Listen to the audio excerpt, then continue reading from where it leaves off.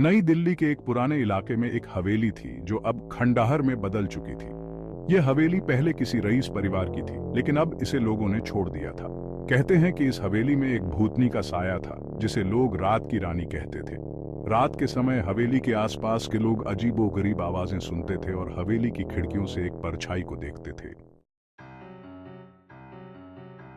आकाश और सुमन दो दोस्त थे जिन्हें भूतिया जगहों की कहानियों में बहुत दिलचस्पी थी।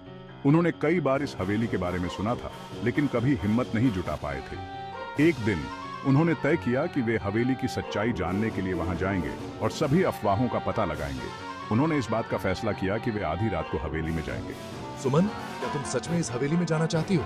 हाँ आकाश, हमें इसकी सच्चाई जाननी ही होगी। चलो आधी रात को चलते हैं। रात के 12 बजे आकाश और सुमन हवेली के पास पहुंचे। हवेली का मुख्य दरवाजा खुला था, मानो उन्हें आमंत्रण दे रहा हो। दोनों ने अंदर कदम रखा और एक अजीब सी ठंडक महसूस की। हवेली के अंदर की दीवारों पर पुराने चित्र लटके थे जो समय के साथ धुंधले हो चुके थे।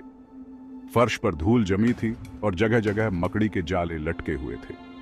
हवेली के अंदर की हर चीज समय की मार झेल रही थी, लेकिन उसमें एक अजीब सा आकर्षण था जो उन्हें अंदर की ओर खींच रहा था। सुमन, देखो ये चित्र कितने पुराने हैं। लगता है जैसे समय यहीं रुक गया हो। हाँ आकाश, और ये ठंडक, ये कुछ तो अलग ही है। जैसे ही वे अंदर गए, उन्होंने सुना कि हवेली के एक कोने से धीमी धीमी सिसकियों की आवाज आ रही है। दोनों ने डरते डरते उस दिशा में बढ़ने का फैसला किया। उस कमरे के पास पहुंचकर उन्होंने देखा कि एक औरत सफेद साड़ी में फर्श पर बैठी हुई थी। उसके बाल बिखरे हुए थे और उसका चेहरा दिखाई नहीं दे रहा था। आप कौन हैं? लेकिन औरत ने कोई जवाब नहीं दिया। आकाश, हमें वापस चलना चाहिए। ये जगह ठीक नहीं लग रही। नहीं सुमन, हमें सच्चाई जाननी होगी। शायद ये ही रात की रानी है। सिसकियों की आवाज। आकाश और सुमन ने हिम्मत जुटाई और उस भूतनी की ओर बढ़ने लगे, लेकिन क्या वे सच्चाई जान पाएंगे? ये तो आगे पता चलेगा। सुमन ने धीरे से औरत के कंधे पर हाथ रखा। उसी पल औरत ने अपना सिर उठाया। उसका चेहरा विकृत और भयावह था। उसकी आंखें खून जैसी लाल थीं और उसके मुंह से खून की धार बह रही थी। सुमन और आकाश घबराकर पीछे हट गए, लेकिन वह औरत धीरे धीरे उनके पास आने लगी। हवेली की दीवारों पर खून के निशान उभरने लगे और कमरे में चारों ओर चीखें गूंजने लगी। आकाश और सुमन ने भागने की कोशिश की, लेकिन हवेली का दरवाजा बंद हो चुका था। उन्होंने देखा कि खिड़की के पास एक छोटी सी जगह थी जहां से वे बाहर निकल सकते थे। किसी तरह खिड़की तोड़कर बाहर निकले और अपने घर की ओर भागे। उनकी सांसें फूली हुई थीं और वे बेहद डरे हुए थे। उस रात के बाद उन्होंने कभी भी उस हवेली की तरफ नहीं देखा और उस भयानक अनुभव को कभी नहीं भूला। अगले दिन उन्होंने अपने दोस्तों को इस घटना के बारे में बताया। दोस्तों ने उनकी बात पर यकीन नहीं किया और मजाक उड़ाया। लेकिन आकाश और सुमन के चेहरे पर डर का साया साफ दिख रहा था। उन्होंने खुद को उस रात के डरावने अनुभव से बाहर निकालने की कोशिश की, लेकिन वे असफल रहे। कुछ दिनों बाद आकाश की तबीयत खराब होने लगी। उसे अजीब से सपने आते थे जिनमें वह औरत उसे बुलाती थी। उसकी नींद टूट जाती और वह पसीने से तरबतर होता। सुमन भी इसी तरह के सपनों से परेशान था।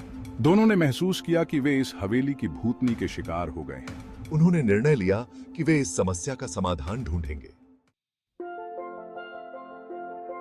आकाश और सुमन एक पुराने तांत्रिक के पास गए जो ऐसी समस्याओं का समाधान करने में माहिर था। तांत्रिक S4। वह औरत एक पीड़ित आत्मा है जिसे न्याय चाहिए। तुम्हें उस औरत की कहानी का पता लगाना होगा और उसकी आत्मा को शांति प्रदान करनी होगी। आकाश और सुमन ने स्थानीय लोगों से बात की और उस हवेली की कहानी जानने की कोशिश की। Local resident S5। उस हवेली में एक बार एक सुंदर औरत रहती थी जिसका नाम रानी था। वह औरत बहुत दयालु थी, लेकिन उसके पति ने उसे बेवफाई का इल्जाम लगाकर मार डाला था। उसकी आत्मा अब भी न्याय की तलाश में भटक रही थी। आकाश और सुमन ने तांत्रिक की मदद से एक यज्ञ का आयोजन किया और रानी की आत्मा को शांति प्रदान करने की कोशिश की। रात की रानी S3। धन्यवाद आकाश और सुमन। धीरे धीरे हवेली की भूतिया गतिविधियां खत्म हो गईं और रानी की आत्मा को मुक्ति मिल गई। आकाश और सुमन ने इस घटना से बहुत कुछ सीखा और उन्होंने प्रण लिया कि वे अब ऐसी जगहों पर नहीं जाएंगे।